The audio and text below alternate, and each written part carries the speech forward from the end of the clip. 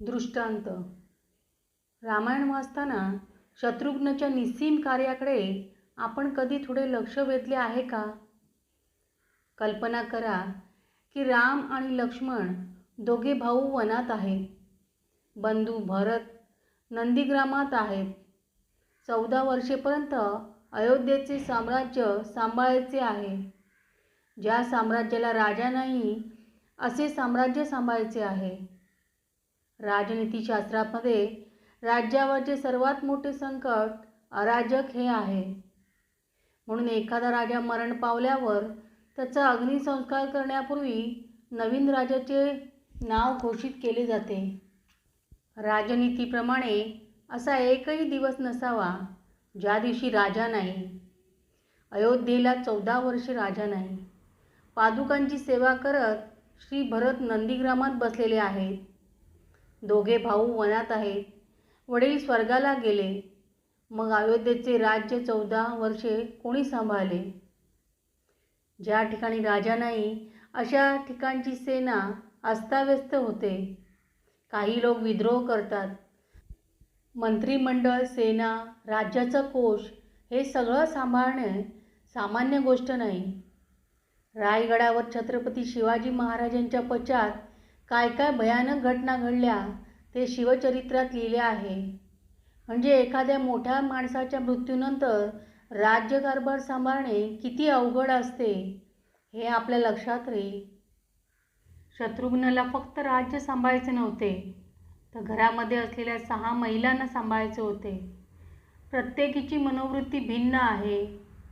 कौसल्या माता रात्रंदिवस अश्रुपात करत होती. कैकेयी माता अंतःकरणातून दग्ध झाली होती.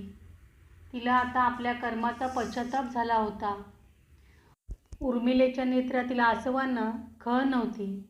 मांडवीचा पती भरत अयोध्येच्या जवळच नंदीग्रामात होता, पण ती तिथे जाऊन पतीला भेटू शकत नव्हती. पण 14 वर्षे इतक्या महिलांना सुखावत सांभाळणे ही सामान्य गोष्ट नाही.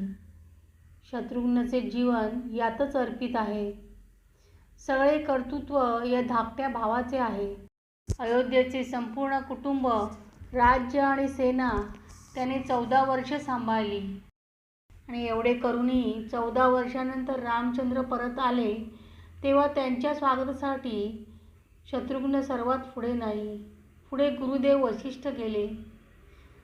नंतर रामाच्या पादुका घेऊन भरत गेला. भगवान राम परत आल्यानंतर सारेजण राम भरत भेटीचे वर्णन करतात, पण शत्रुघ्नचे वर्णन कोणी करत नाही. एखादे उत्तम देवालय उभे असते. लोक त्या देवालयाच्या शिखराकडे पाहतात, भिंतीकडे पाहतात, सुंदर कलाकुसर पाहतात, पण हे सगळे मंदिर पायातल्या ज्या दगडांवरती उभे असते त्या दगडांकडे कोणाचे लक्ष जात नाही. हे पायातले दगड जर विचार करतील की आपला कधीच कोणी विचार करीत नाही, फक्त मंदिराच्या कळसाचा विचार करतात, तेव्हा लोक आल्यावर आपण जमिनीतून बाहेरच पडूया. विचार करा, तेव्हा ते मंदिर किती वेळ उभे राहील? इतके सुंदर मंदिर उभे आहे कारण पायातले दगड स्वतःला गाडून त्या ठिकाणी स्थिर आहेत.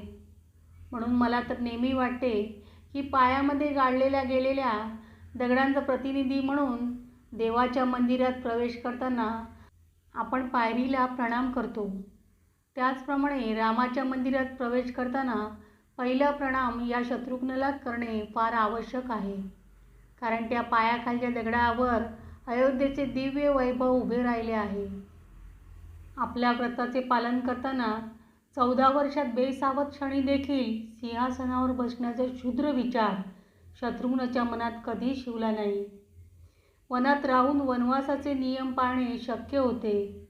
नंदीग्रामात राहून सुद्धा ते नियम पाळणे सापेक्षतेने सोपे होते. परंतु रात्रंदिवस राजधानीत राहून आणि रोजच्या रोज सगळ्या व्यवहाराचा परामर्श घेऊन पुन्हा अंतःकरणाने संन्यासी राहणे हे फार कठीण आहे. आणि एवढे सगळे करून शत्रुघ्नने कधी मीपणा मिरवला नाही. जेव्हा आपल्याला अमुक गोष्ट मी केली असा अहंकार होईल तेव्हा शत्रुघ्नचे स्मरण करा. त्या पायाखालच्या दगडाला आठवा, म्हणजे आपली भारतीय संस्कृती कशी आत्मविलोपिनी आहे ते कळेल. मी सगळी कामे व्यवस्थितपणे पूर्ण करेन. त्या बदल्यात मला काहीही नको. आपल्याला हे जमेल? लेख आवडल्यास लाईक करा, शेअर करा आणि सबस्क्राईब करा आणि तुमचं मत कमेंटमध्ये नक्की लिहा. धन्यवाद. श्री स्वामी समर्थ.